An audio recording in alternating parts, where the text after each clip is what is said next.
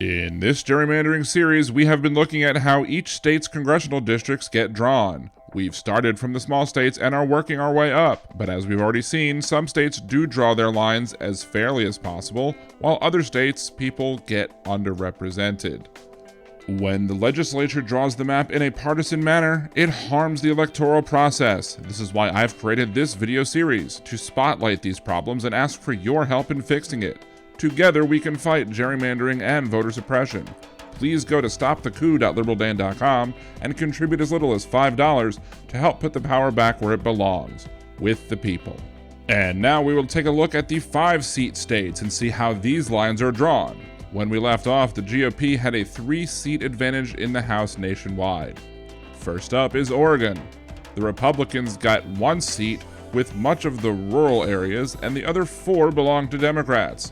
Oregon's legislature draws the maps with no partisan checks, and the maps can be vetoed by the governor. In the 2020 presidential election, Joe Biden won 56% of the vote compared to Donald Trump's 40% of the vote. The congressional races statewide had a very similar result. According to the formula, there should only be 3 Democratic districts and 2 Republican districts. It appears that the Oregon legislature had cracked the Republican voters into different districts to reduce their overall say. In the 2020 elections, Oregon added 1 to the advantage of the Democrats nationwide. However, what you must keep in mind is that Oregon is gaining a seat because of the census and redistricting. The maps were drawn, and the Democrats are likely to retain their 4 seats, with a 5th seat being labeled as competitive by 538.com. However, it still leans Democratic. So while the maps drawn for 2020 gave the Democrats a +1 seat advantage over what they should have, it's possible that in 2022, the advantage will be +2. Next up is Connecticut. Connecticut is all blue, and we would normally assume from this that there must be some gerrymandering going on in favor of the Democrats.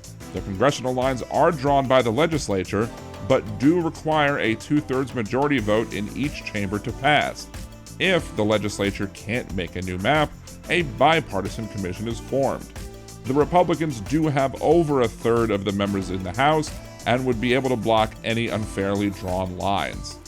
In the presidential election, Joe Biden won the state with 59% of the vote to Donald Trump's 39% of the vote. Using these numbers, you would expect 3 Democratic seats and 2 Republican seats. But because the Republicans had enough votes to block unfairly drawn lines, it is possible that even while looking at the map of results by municipalities, that it would be impossible to draw a map that would give the Connecticut Republicans the say that they should have in Congress. Even so, the Democrats, as a matter of overall population to congressional seats, have a +2 advantage in Connecticut. Finally, we have Oklahoma, the last of the 5-seat states. Oklahoma is completely red, and just like Connecticut, we would assume that there could be some gerrymandering going on simply by the state being 100% Republican held. The congressional lines are drawn by the legislature, can be vetoed by the governor, and there's nothing the minority party can do to block said lines. Donald Trump won the state with 65% of the vote compared to Joe Biden's 32% of the vote. According to the formula, there should be 3 Republican districts and 2 Democratic districts. Statewide, the Democrats running for Congress got 2% votes less than Biden.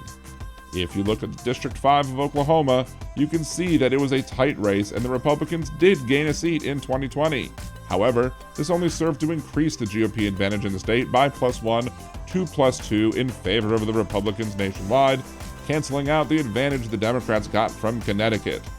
After looking at the 5-seat states, each state inadequately represents their own population in Congress. The Democrats do get an additional +1 advantage in the 5-seat states overall, but that brings the overall nationwide Republican advantage by gerrymandering to +2 seats overall. If you want to help stop gerrymandering and voter suppression, you can go to stopthecoup.liberaldan.com and make a contribution. I've partnered with Levelfield, and they are helping me to use the tools the big players use to push for change. But I need your help to make it work. So go to stopthecoup.liberaldan.com and help fight back. That's stopthecoup.liberaldan.com. And please remember to smash that like button, share this video with your friends, and subscribe to the channel so you can be updated when the next video in this series comes out and when I go live with my podcast each and every Wednesday at 8 p.m. Central. Thank you very much and have a good night.